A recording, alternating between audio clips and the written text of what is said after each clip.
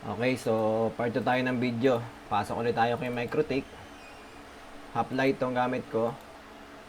Para masabi natin talaga na wala siyang default configuration, reset natin.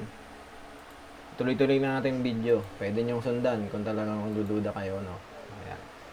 Reset natin.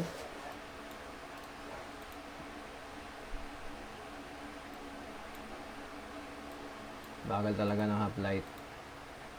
I suggest laging ang Hoplite na gawa 100% CPU usage. Marami nagtatanong, problema tungkol sa Hoplite, 100% CPU usage, anong pong dapat gawin, o anong config. Ang masasabi ko lang, paltan nyo na yung mismong Hoplite. Mahina talaga yung core nyan, yung processing, ano nya, unit nya. Yung memory, yung processor, talagang magawa 100% kahit kakaunti ang queue. Okay, bagal niya. So, ito nga yung continuation to, part 2 ng video kanina. Dito, papakita natin na kung bakit talaga hindi tayo dapat gumagawa ng address list, no? Na pag gumagawa tayo ng PPPoE para hindi tayo ma-access ng ibang user na marurunong din sa MikroTik. Okay? So, walang default configuration. Ultimo Wi-Fi naka-disable. So, anong gagawin natin? Connect ulit tayo sa internet. Okay. Internet 1. Ayan. Baka kung minsan hindi kayo makaka-internet kasi naka-disable ito. Enable nyo lang. Pindutin nyo yung enable. Ayan. Okay. So, pag nag-create ka ng DHCP client, automatic at naka-check yung use per DNS mo, automatic, ayan, lalabas yung DNS. Allow remote request, okay. Tapos, mag-create tayo ng IP firewall NAT. Mag-create tayo ng NAT. Of course, kailangan natin yung NAT. Kung wala yan, hindi tayo magkakanet, no? Ang interface natin is Ethernet 1. Action, masquerade, okay? Ganyan yung ginagawa nila, di ba? Okay. So, meron na tayong DHCP client, meron na tayong DNS. So, meron na tayong NAT. Ang sunod na ginagawa nila dito na sa PPPoE, no? So, hindi na tayo pupunta dyan. Kasi ito, tutorial lang ito. Kung bakit nakaka-connect yung mga unwanted na user doon sa MikroTik natin. So, ano gagawin natin? Tayo sa IP. Yung ginagawa nila nga, nag-create ng address list, di ba? Pagpalagay na natin ng address list na ilalagay natin is 192.8.88 yung default ng MikroTik dot 2/24, no? So, ilagay natin yan. So, bago tayo pala gumawa niyan, gumawa tayo ng bridge. No, bridge. So, ang bridge natin, lagay natin bridge PPPoE, kunwari, yan yung bridge ng PPPoE, no? So, under the bridge PPPoE, yung Ethernet 2 natin, Ethernet 3, yung mga interface natin, lagay natin. Internet 4. Okay. So, yan na. Nasa loob ng bridge yan. So, hindi tayo gagawa ng DHCP, ha? Nag-create lang tayo ng address list. So, bago tayo mag-create ng address list, check nyo yung root. Ayan. Root ba yan? O route ng bigkas dyan? Okay. Kung makikita nyo, wala dyan yung bridge. Ang nandyan lang, ang reachable lang niya, yung Ethernet 1, which is our internet service provider, no? Sige. Okay, create na tayo ng address list. Pagpalagay natin 192.168.88.2/24. Okay. So, ilagay natin dyan yung bridge. Ayan yung kunwari yung PPPoE natin. Okay. So, ayan na. Kung papansinin nyo yung routes natin, yung route natin, andyan yung, ayan, nag-create siya ng sarili. So, ito yung magiging source. Source and destination, yung gateway natin yan. Yung 192.168.88.2. Okay, no? So, kung mapansin nyo, walang internet. Pag tinignan natin,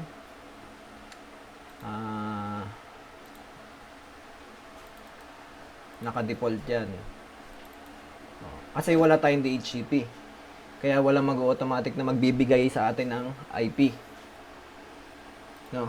So, mag-create tayo ng sarili natin, static IP 192.168.88.5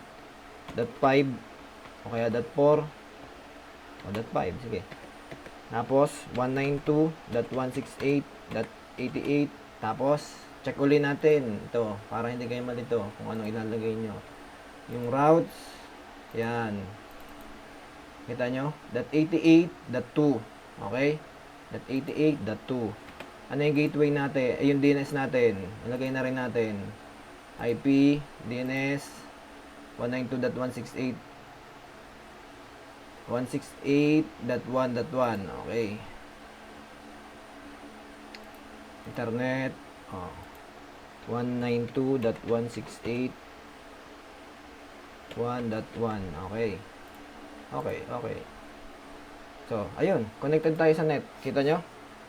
Punta tayo sa Google. Ayan. Connected tayo sa net. Ano ginawa natin? Nag-static IP lang tayo. Hindi tayo nag-create ng DHCP. So, anong nangyari? Kung gumagawa tayo ng address list, nababypass natin yung tunneling nung natin, PPPoE, no? Nagets nyo, mga sir? Yun ang nangyayari dyan. So, pagpalagay na natin, mahirap naman gawin yan, no? Kasi, paano malalaman yung mga internet IP? Kasi nga, naka-broadcast tayo, naka-bridge mode tayo. Yung sinesend ng PPPoE natin, ay yung IP na sinesend nga.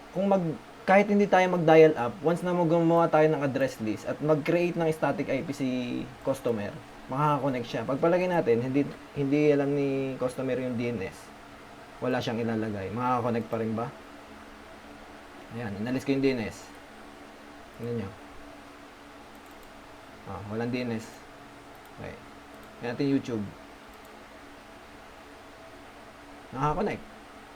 Ayan. Nakakapag-browse. Diba? Diba mga sir? Mukhang nahihirapan. Pwede tayong maglagay ng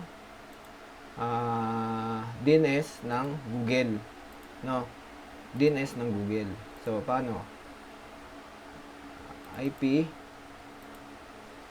8.8.8.8 tab 8.8.4.4. Okay. So, refresh tayo. Facebook.